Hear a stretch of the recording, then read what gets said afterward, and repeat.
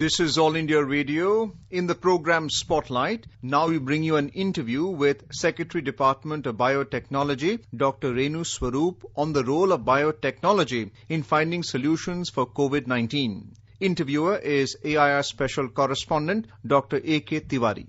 The spread of COVID-19 pandemic, efforts are on at different levels to find effective tools to contain the spread and neutralize the virus. Research and trials are on for new drugs, possible new therapies, new diagnostic kits and other such things. Work on vaccine development is also on. Department of Biotechnology is playing a key role in working on the technological solutions for COVID-19 with new tools. We have with us today the Secretary, the Department of Biotechnology, Dr. Renu Swarup. Well, DBT has been a key player in the preparation of a multi-pronged research strategy on COVID-19. What are the key elements? The Department of Biotechnology is one of the key players in finding immediate solutions for the healthcare challenges that we are facing in COVID-19. And these range right from the diagnostics to therapeutics to vaccines. And my department is playing a very key role in addressing these challenges. We have supported a large number of programs at the academic institutes with the startups and the industry to be able to find solutions and more importantly deploy them at very, very quick speed so that they can become applicable and bring in the solutions to our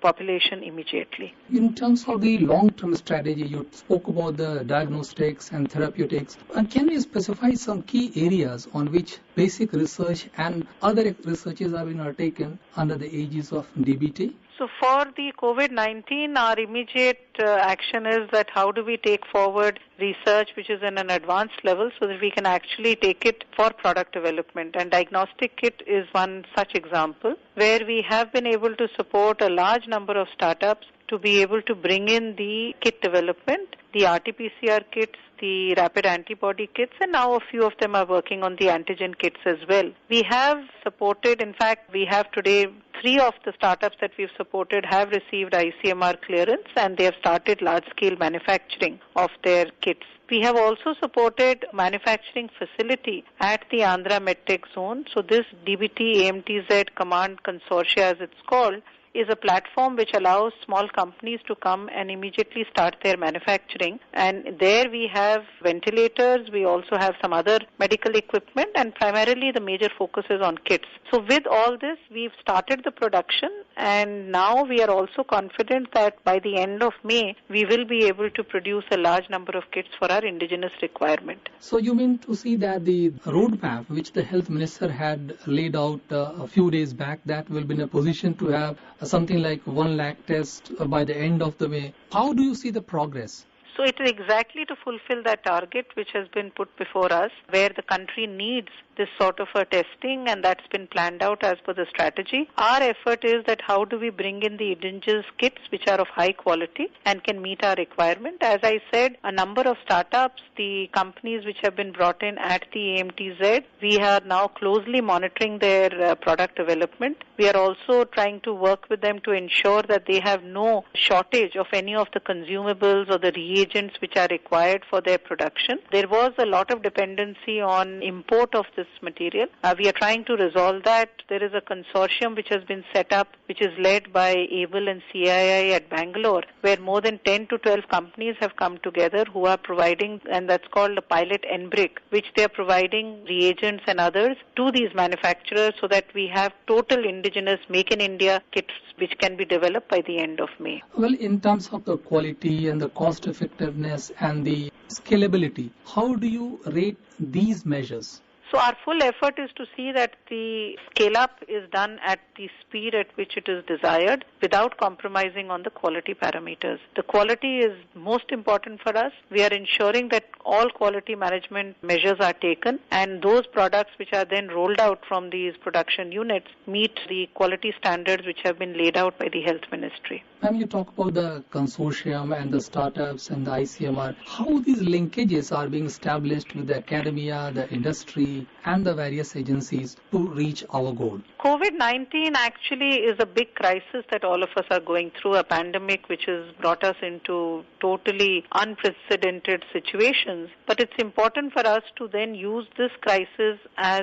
an opportunity. And I think that opportunity is now to bring together all the various players. There was a lot of work which in the last couple of years, especially after our Prime Minister announced the Startup India and Make in India program, which the public sector of DBT, BIRAC, has put together to create a very vibrant biotech ecosystem. And in that, already we were bringing together the startups, the academia, the industry for different technologies, over 50 incubators across the country. In this time of crisis, we could quickly bring that to the forefront. The Department of Biotechnology, along with the Department of Science and Technology, CSIR, ICMR, Niti Aayog, Atal Innovation Mission, DRDO, DAE, all have come together because the objective is common. And in fact, I'll go one step further. It's not just national collaborations. We're looking at international collaborations when we talk about vaccine development, because we're all meeting one common challenge that we have nationally and globally, and that's to fight COVID. Ma'am, you, in context of the earlier reply, you also referred to the work on ventilators.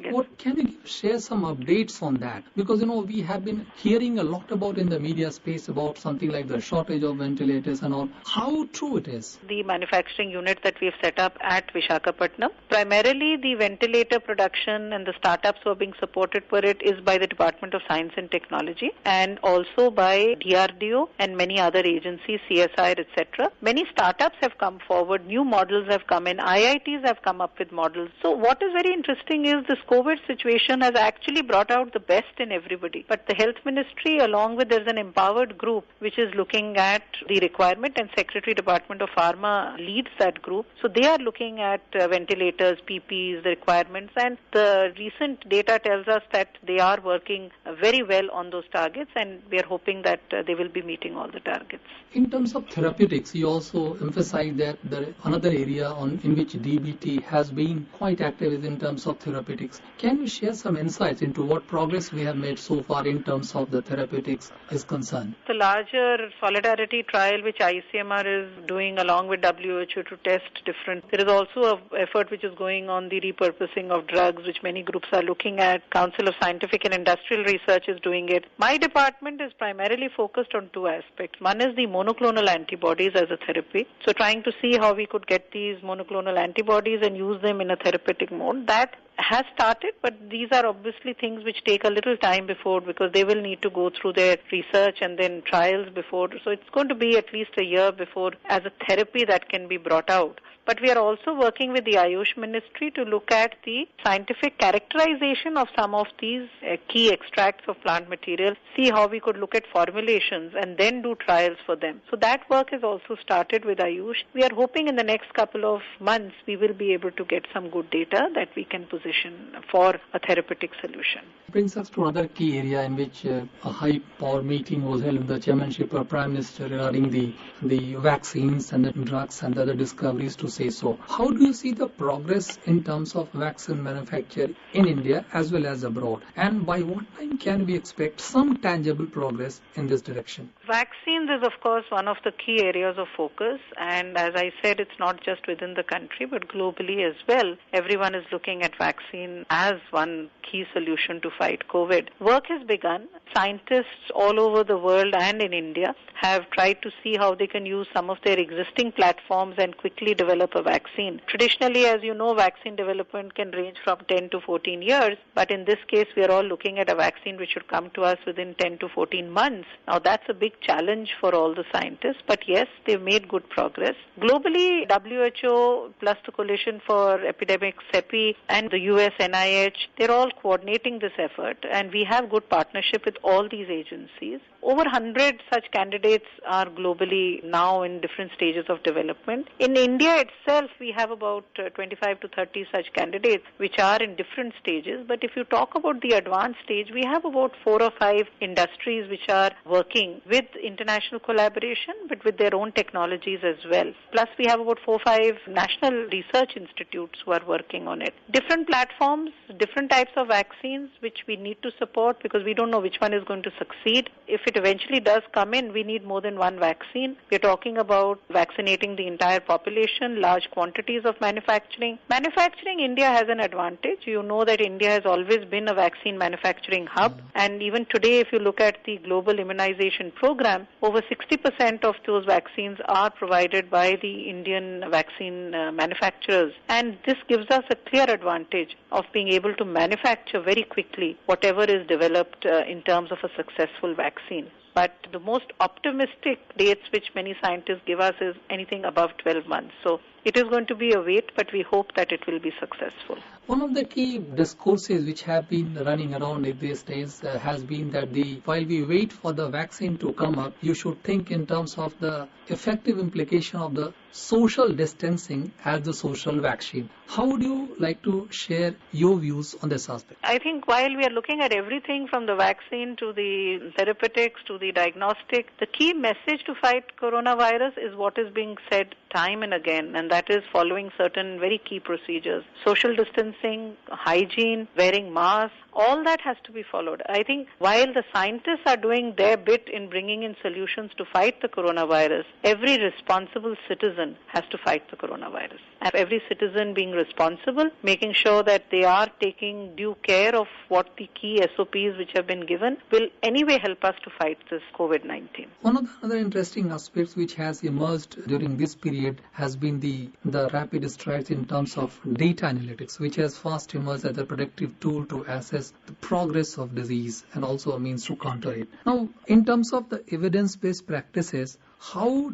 is DBT planning to make use of data analytics as a tool to handle this situation? So data analytics is very important, and any key policy decision when we are looking at it, it comes from a lot of data, whether it's looking at data which is coming in through the modeling aspects, which gives you enough understanding of what or how your level of preparedness should go, and the empowered group, which Dr. Vinod Paul chairs, is being looked at it, and we are looking at that data there. But data also which comes in from some of the seroepidemiological studies, that is important because it gives you an understanding of what are the levels of whether it's asymptomatic or symptomatic and others. So based on data, there is a lot of planning and strategizing which comes in. Right now, the strategizing is what should our testing strategy be? How should we make sure that we get the testing centers across the country? How do we plan for testing kits to be ready? Once the vaccine development comes in, data will also be key and important for us to plan our vaccine trials, which would be the sites. How do you select the sites as we move on? As we move into the long term, data is going to play a very key role because COVID-19 would also have many other health implications. How is this going to impact the health parameters? How is it going to impact the nutritional status? How is it going to impact the maternal and child health parameters? So there will be a lot of understanding, and data always plays a very important role, and DBT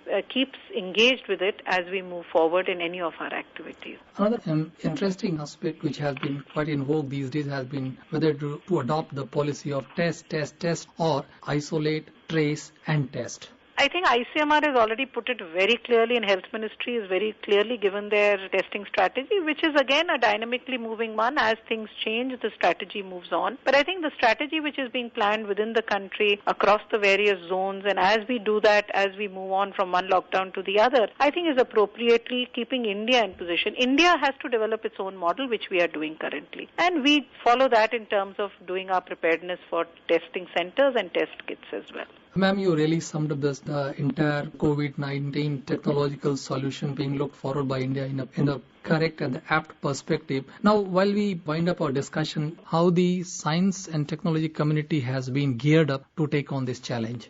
So as I said a couple of minutes back, this is a challenge. The scientific community does totally understand that this war has to be fought with excellent science and technology tools. They are geared up to meeting this. The scientists, as responsible citizens, are putting in their best. We see a very, very unique feature, and that is bringing together of all the various stakeholders, which is a wonderful opportunity in this time of crisis. And we are confident that the scientists working with all the stakeholders will be able to find solutions which will then help us to fight this COVID war. Thanks a lot, ma'am. Thanks for sharing your valuable inputs with us. Thank you very much. You are listening to an interview with the Secretary, Department of Biotechnology, Dr. Renu Swarup, on the role of biotechnology in finding solutions for COVID-19. Interviewer was AIR Special Correspondent, Dr. A.K. Tiwari. This program was produced and presented by the News Services Division of All India Radio. This program is also available on our website, newsonair.com. You can follow us on the News on Air app for updates. You may email your opinion about this program at airnsdtalks@gmail.com.